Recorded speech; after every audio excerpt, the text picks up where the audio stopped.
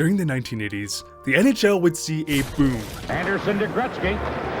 Gretzky can't get away from Robinson. Does centered it. Bolting it off left wing. Big shot. He scores. Left, but works right to Gretzky.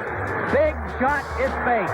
Cruises. Look. Score. As players like Wayne Gretzky, Mike Bossy, oh my god, Mario Lemieux were shattering records and single-handedly reinventing the way everyone approached the game of hockey. And as a result, the NHL would see an exponential explosion in goal production, as the average amount of goals scored from both teams went from 5, 6, all the way up to 8 goals scored per game, which is also why this era had some of the most ridiculous stat lines in sports history. However, during the 90s, the NHL would see yet another switch. Because when winning games relies on lighting up the score sheet, what do you do? Based on instinct, and they're trying to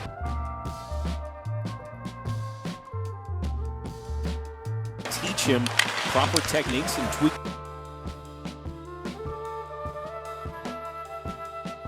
different things. He's very open to it, as you mentioned, but it is going to be a process, and it's a process. Teams were now focused on defense.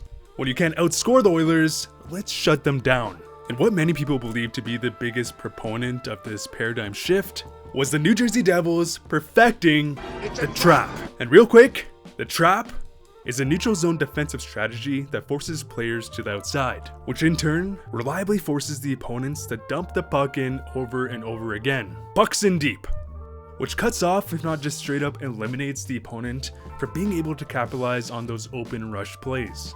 Now factor in goalies like Martin Brodeur. That one from Chara was one of the easier ones. A long pass is on the greatest puck handler the game has ever seen. And you, sir, now have a recipe for success.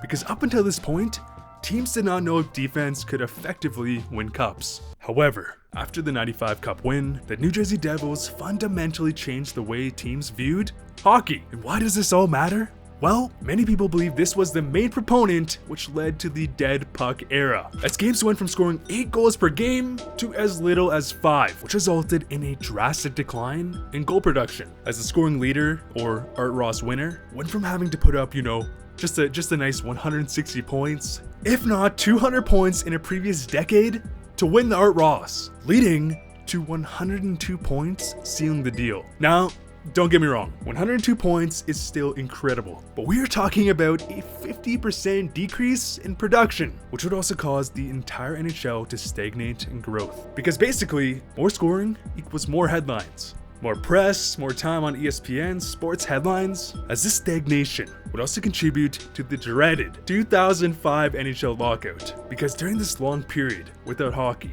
the league would finally spearhead this issue and brainstorm the new lists of ways to increase scoring. The neutral zone would be decreased to help prevent the trap from dominating the game. The dumbest of all, the 2-line pass would be removed. Fight in the final 5 minutes would result in a game misconduct and a 1-game suspension. Goalie pad sizes would be reduced. The shootout would be invented.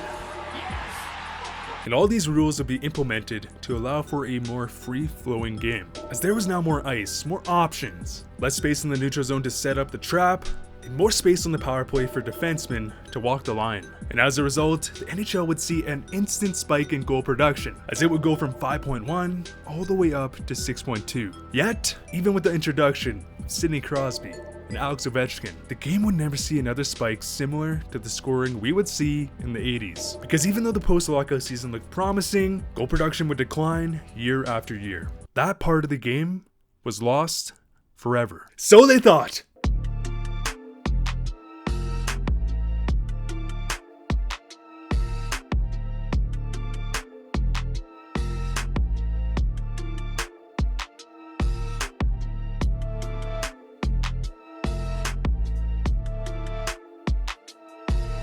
As this season, we have seen what is perhaps the biggest offensive explosion in NHL history.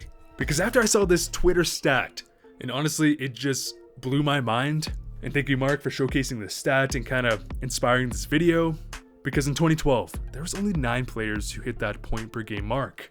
In 2013, because of the lockout shortened season, this would skyrocket to 20. The next season it would drop to 13, and then drop to 8 for the next 3 seasons. So once again, here we are stuck in a rut. However, in 2018, it would once again jump to 24. And today, we are currently on pace for 46 players reaching that point per game mark, which is so absurd because the fact that we had 3 years of decline in stagnancy at 8, and within 5 years that number jumps to 46, that's incredible. As we today as hockey fans are potentially witnessing the next boom in offensive production. No more low scoring games. We want goals, and goals we've been getting. As players like Austin Matthews have recorded, and get this, 71 goals in his last 82 games, which not only hasn't happened in decades, but when you compare the goal production from this season, 2022, which is currently sitting at around 6.24, to the high scoring year of the Gretzky era, so 1982, the same season Gretzky would score a career high 92 goals, not a big deal. On top of 212 points, we saw more than 8 goals scored per game. Now, of course, this is just a fun theoretical. Relax. I'm aware it's 2022 and not 1982, but Austin Matthews, relative to the 82 year, would also be on a 92 goal pace. Crazy, because if the game keeps going this direction, we will see records, stat lines we thought couldn't be touched, surpassed. And if we even look at the 2008 NHL season, where Alex Ovechkin put up a career-high 65 goals in a down year of goal production where the NHL averaged around 5.56 goals per game. If we compare this season to the 82 season, Ovi was on pace for 94 goals. So the point is, goal scoring can only be good for the game, as not only does it give us countless just incredible goals to salivate over, not only does it grow the game, but on the other side of the argument, it also makes players like Brady Tkachuk, Matthew Tkachuk, Brad Marchand infinitely more valuable, which theoretically makes hitting and fighting more important, as players now either have to play physically to slow down the opponent's offensive strategy, which in turn leads to more fights to protect their star players that win you games. But honestly, the game will develop in waves, and I like to compare this to the bunny and wolves life cycle. When there's too many wolves, the bunny population will go down, resulting in less wolves. And when there's less wolves, it leads to overpopulation in bunnies, which then again leads to more wolves because now they have their food supply back. And for the NHL, hockey, or just sports in general, when offense dominates the game, defense becomes more crucial to win games. Because then when defense takes over, there becomes more emphasis on offense. And then as we're seeing now, or like the 80s, offense will take over once again.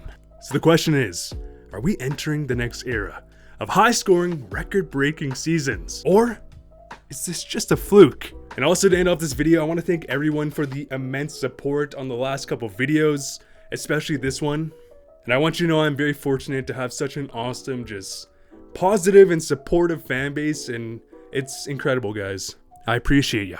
And also, if you could, press that like button, as the new YouTube algorithm really emphasizes likes or my videos just won't be seen. And press subscribe for some more awesome hockey content. And as always, thanks for watching.